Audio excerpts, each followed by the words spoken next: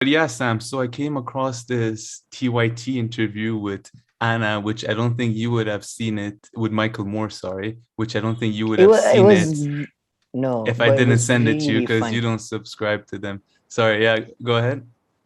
No, it was really funny interview. Besides the Really? whole content, I found the beginning of the interview, especially. If you Oh, want, I can tell you now. But I found the beginning, especially, really funny. because they were sucking up to each other?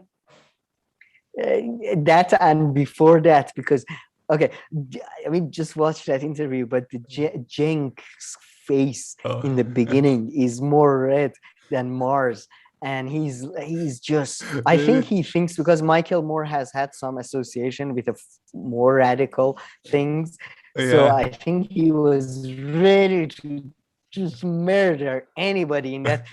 God damn, yeah, Michael Morris.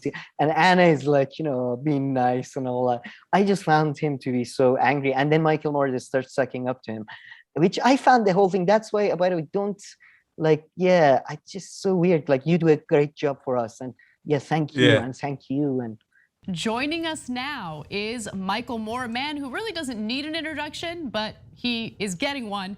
He's the host of the critically acclaimed Way too long, and major props to both of you for what you do. It's much appreciated by all of us out here. Thank you so much. No, thank you. it's just, I hate thank yous. Anyway, but that was so funny. The whole anger and then sucking up and then, yeah, yeah. Oh, I Yeah, see. So thank you you. No, thought, thank yeah. you. No, you. Thank you. No, thank you. Thank you. We are doing great right now. Yeah, everybody's fighting against injustice. Everybody's fighting. TYT is always fighting. But Everybody. okay, so you think that Cenk might have thought that it might get a bit I confrontational, so he was look. preparing himself. It was just But it funny. went I very mean, I smoothly. don't want to. Yeah, Yeah, I can't read minds or anything. It seemed like that to me. But yeah, yeah, it was at the beginning seemed really funny to me. It just seemed a weird, tense energy. Yeah, just weird. yeah. Yeah.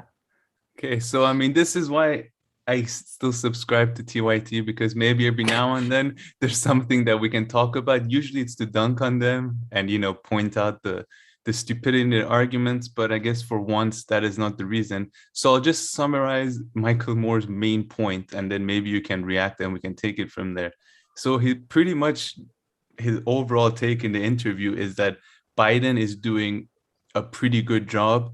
I didn't vote for him. I was supporting Bernie, but he's doing a really good job. You have to give credit where credit is due. And in fact, he goes as far as saying that Biden is implementing Bernie's values. So he goes pretty far with this. It wasn't just in passing. And then he goes on to talk about Afghanistan. And again, he was he was like, Biden is doing a great job. He goes as far as saying that the withdrawal from Afghanistan, sorry, was really good. This is a quote for him: most amazing retreat by a power who lost a war. So, he's admitting that, of course, it's within that context, but, he says that Biden did a really good job. He got all the Americans out, and even said that, they got over 120,000 Afghanis out. And he's like, that should cover at least all the translators. I mean, I think there he was being a bit too much. I mean, of course, there are other people from Afghanistan that work very closely with the Americans beside translators, whose lives could be in danger and they might want to leave and couldn't. But anyway, overall, he was extremely complimentary, and he was like, yeah, we have to give him credit where credit is due. And like this later on, if he starts messing up, we have where we can come and say, we praised you when you were doing good, but now that is no longer the case. But yeah, so what did you make of that overall? Any comments, any takes? Look, the way he framed it, I don't think you can really criticize what he said, but like I think somebody mentioned that way before this election that a lot of people don't understand that for a majority of the people who supported Bernie Sanders was the compromise candidate. Mm-hmm. Like even his policies, they weren't that like crazy and stuff. So even when somebody's, let's say, doing 25%, let's say doing 40% of his agenda, which I don't think Biden is, I happen to disagree that in terms of economically he doesn't. I don't know. I mean, like, this is, you can do a proper study on this and go through everything Biden has done so far, but I don't think it's would be more than 40% with so far overlap with Bernie's agenda. And so, you know, okay, the retreat from Afghanistan, I think, in what sense? For Americans, I think, yeah, he's right. Overall, it was one of the way better retreats. But, you know, I don't know. I think somebody should do a comparative study with sort of India and British retreat from India, or maybe Hong Kong. Maybe that's another more interesting, potentially peaceful. Yeah, I don't know. Maybe there could be comparative studies there. So it's just coming out and saying this. I think what happened was because Americans didn't want to lose their clout or whatever, they just didn't tell anybody. So you had all these sort of Afghani officials getting like the local whatever.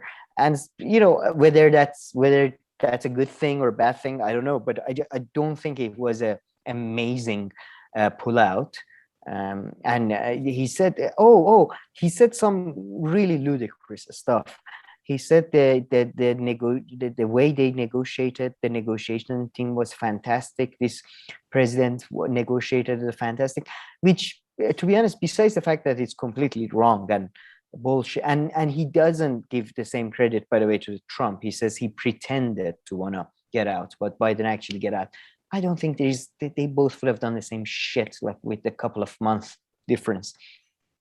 But it belies a very little understanding of politics. The idea that Biden's negotiating team, these type of things are carried out by civil servants who are not elected and have been there and are decided by long-term policies. And, you know, if it's not, a new team doesn't come and in 10 months sort of negotiates a fantastic deal to pull. Yeah, it's just, I found it. Oh, I mean, you can say Biden is better than a lot of presidents. I said that I don't think even Bernie would have been able to pull out because the pushback from the State Department and other places would have been way too much. But it doesn't mean we have, like, I don't understand this, like, don't get very, if too much, they don't seem to be able to do a cogent analysis, which is, I don't know, based on what, like, I like to know his measurements about the fact that he's saying that Biden is implementing Bernie's agenda. I would like to know, like, based on what it could, like, not, you know, more than a couple of examples that are similar. Yeah, like, is he canceling a student debt? Is he doing Medicare? Like, no, how much exactly? I mean, these are the examples that he gave. He gave the child tax credit one, which is okay, that was a good one. It was within the context of COVID, of course, but that was a good one. And he gives the food stamp increase. He's like, it's the first one from the 60s, but his point was well taken, but still. Fair enough. Yeah. He's probably, I would say Biden is the most leftist democratic president since Carter, but that's like, okay. Yeah. I mean, exactly. I think I really agree with your analysis because he took it way too far and then just started giving praise to things that happened because they were going to happen that way. Exactly. Like they negotiated so well the withdrawal. Then he's like, you know, the last American soldier who was there, he was just allowed to walk off or whatever, you know, so they had negotiated with everyone. He wasn't worried. And I mean, I might have missed this part in the interview in the beginning if they would have talked about it, but he doesn't say anything about healthcare, right? Or does he say something about healthcare? And I mean, Bernie's main thing was healthcare. So I didn't. Look, and yeah, exactly. I didn't catch that. Yeah, it's such a subjective thing. Yeah. Anyway, how, like, what is if what way do you give to each of Bernie's policies and how much they mattered and all that? So I just thought it was a ridiculous conversation as a whole. So I mean, I just think he took it too far. Because I mean, it seemed like by the way, it seemed like a completely, like, the whole setup framework was defense of Biden.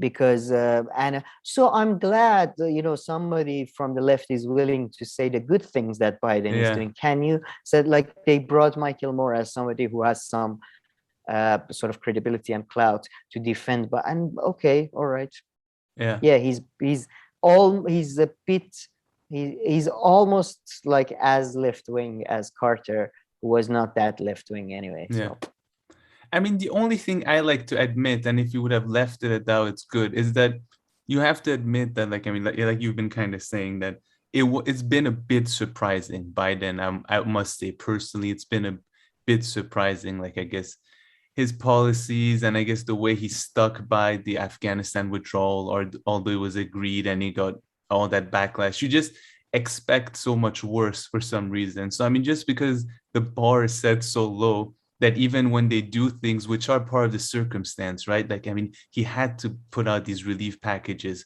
because of COVID. I guess, maybe the infrastructure stuff and these other bills that are coming, maybe those another president in his place wouldn't.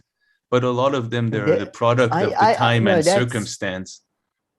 Maybe that's a personal issue of mine, that I just don't get surprised anymore by anything. I remember I watched one of my favorite movies is Dina Spanley, and in that with the main character, Peter O'Toole, I think, played him. He says, something along these lines, that I think if something went to the trouble of happening, I think it was inevitable. So it was just, I don't know. I never, I suppose. Yeah. No, I mean, I guess he didn't overpromise, he did the typical thing of, I guess, most people, like, when you tell them to do a project or something, they overpromise and they under, like, deliver. He was just a nut job during the campaign. He just, like, promised that he'll, like, argue and fight back with anyone, which he still does. Like, I've seen in these press conferences with journalists and stuff. Love that, you can still get it. He just got like that over the Afghanistan thing like 2 weeks ago. He got feisty, and there were just two questions. He's got that angry old man vibe, which is sometimes good. But but that's besides that. But I mean, maybe one more thing you can kind of say, he almost makes it seem like Bernie is like the puppet, like is the puppet master behind Biden. And he's like, he says something about their friendship, but I didn't understand the analogy, something about like at the end of their lives, they're really becoming close or something along those lines. You have to go listen to the interview and maybe you'll understand the analogy. Sadly, I mean, this is a bit morbid, but I feel like, sadly, Mr. Biden is getting far from all of us very slowly. I don't know, but okay.